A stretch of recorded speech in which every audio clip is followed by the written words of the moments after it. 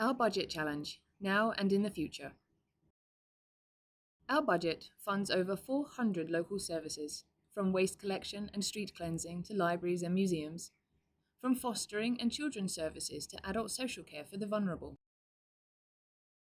Despite strong financial management, our budget for local services is under severe pressure and has been for over 10 years.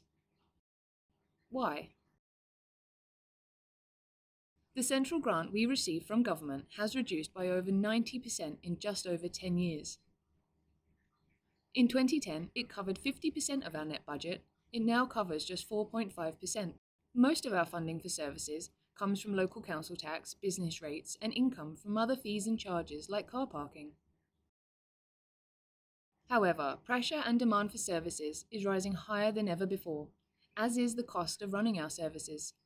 Just like residents, the council is also being impacted by inflation and rising fuel and energy prices. We are also seeing big increases in what providers charge to deliver services for us, most significantly the cost of placements to keep children safe and for local adult social care.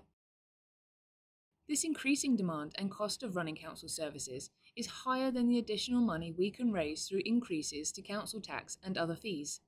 These factors create a large budget gap and is something all local councils have been dealing with over many years. In 2023-24, we will need to find around £15 million.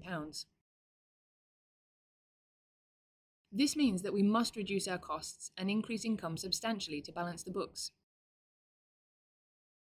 Our budget challenge will also remain significant in the years ahead, and further action will be needed in the longer term. Whilst each 1% increase in council tax raises an extra £900,000 to fund council services, this is not even enough to meet our predicted rise in energy costs, and so we must strike a balance between increasing income and reducing costs for our services and residents. For many years, we have been changing the way we deliver our services to balance our budget. The scale of the current challenge means that together we now face some very difficult choices. This will mean stopping or reducing some of the services we currently provide. We also still face short-term challenges this year due to several factors, including recovering from COVID-19 and rising inflation, fuel and energy costs. We are experiencing significant increased demands and costs for services such as adults and children's social care. These are services that we must provide by law, and we spend around 2/3 of our total budget on them. This means we are acting now to reduce a forecasted overspend within this budget year too.